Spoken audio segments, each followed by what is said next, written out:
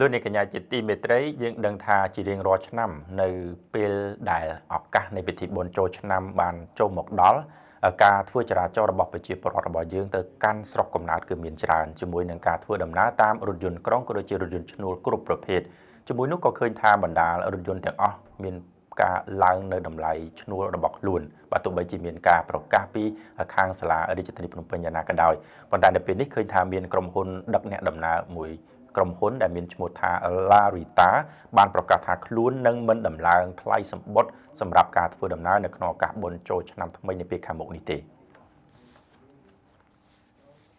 លោកមឿនសម្បត្តិអ្នកគ្រប់គ្រងទូទៅនៃក្រុមហ៊ុនដឹកអ្នកដំណើរ Larita បានថ្លែងប្រាប់ BTV ថាការប្រកាសមិនដំឡើងថ្លៃនេះត្រូវបានធ្វើឡើងដើម្បីបង្កភាពងាយស្រួលដល់បងប្អូនប្រជាពលរដ្ឋទូទៅបានធ្វើដំណើរទៅកាន់ស្រុកកំណើតឬដំណើរកម្សាន្តផ្សេងៗ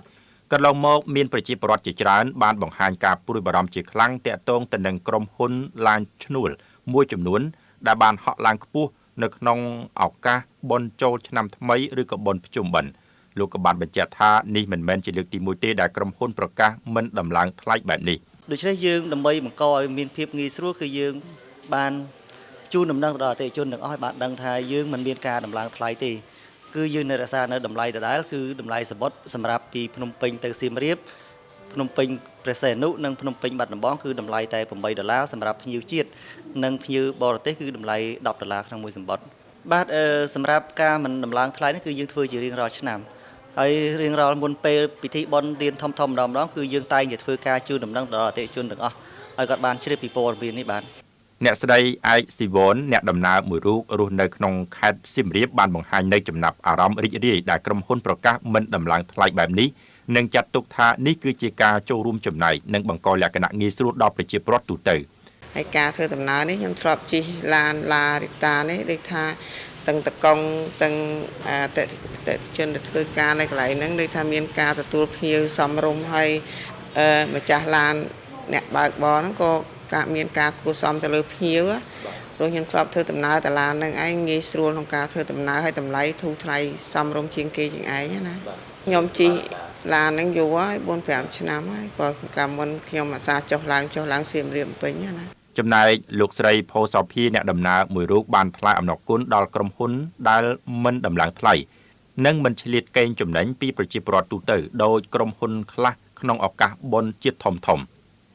កន្លងមកអ្នកស្រីធ្លាប់ជិះរថយន្តដឹកអ្នកដំណើរនៅក្រុមហ៊ុនមួយចំនួនជួបការលំបាកច្រើនដូចជាឈប់ដាក់អ្នកដំណើរញឹកញាប់មិនគោរពម៉ោងពេលនិងបើកលឿនជាដើមចុងក្រោយខ្ញុំសូមដូចថាសំណូមពរជូនពរដល់ក្រុមហ៊ុនដែលមិនដំឡើងថ្លៃមិនឆ្លៀតឱកាសជូនពរឲ្យគាត់ដំណើរការចឹងជារៀងរហូតខ្ញុំនឹងជួយផ្សព្វផ្សាយទៅមិត្តភ័ក្តិតាមបណ្ដាលបងប្អូនខ្ញុំឬមួយក៏អ្នកស្គាល់អីណាផ្សព្វផ្សាយតាមពួកអាជីវកម្មដូចខ្ញុំឡើងទិញអីវ៉ាន់អីចឹងណាឲ្យមកជួយជីព្រោះអីដូចចង់និយាយថាវាសុវត្ថិភាពការបើកបរគេសុវត្ថិភាពហើយគេសម្ដីសម្ដៅគេក៏ល្អហើយដូចថាគេមិនក្បត់ពាក្យសន្យាថាក្រុមហ៊ុនខ្លះសន្យាថាអូដាក់មួយតែនៅតែដាក់ដដែលតែគេអត់ទេគេថាគេអត់ដាក់ដែរចាលោកមឿនសម្បត្តិអ្នកគ្រប់គ្រងទូទៅនៃក្រុមហ៊ុនដឹកអ្នកដំណើរ Larita បានបន្ថែមថាក្រុមហ៊ុននឹងបង្កភាពរីករាយក្នុងការធ្វើដំណើរដែលបានជ្រើសរើសយក Larita ក្រៅពីមានសេវាដឹកជញ្ជូនអ្នកដំណើរក្រុមហ៊ុនក៏មានសេវាជួលរថយន្តផងដែរជាទីមេត្រីចម្បាញ់មិញនេះលោកនាងទៅបានទស្សនានៅព័ត៌មានក្នុងប្រទេសហើយជាបន្តទៅនេះបំបាទអារម្មណ៍លោកនាងមកទស្សនានៅបទចការមួយតែទន្ទឹមនឹងសិស្សនិស្សិតប្រមាណជា500នាក់បានជួបជុំគ្នានៅក្នុងព្រឹត្តិការណ៍បោះជំរំមួយបាននៅក្នុងវិទ្យាល័យព្រះស៊ីសុវត្ថិដែលធ្វើឡើងក្រោមប្រធានបទយុវជននិងសាមគ្គីភាពសង្គមសូមអញ្ជើញទស្សនានៅបទយកការនេះដូចតទៅ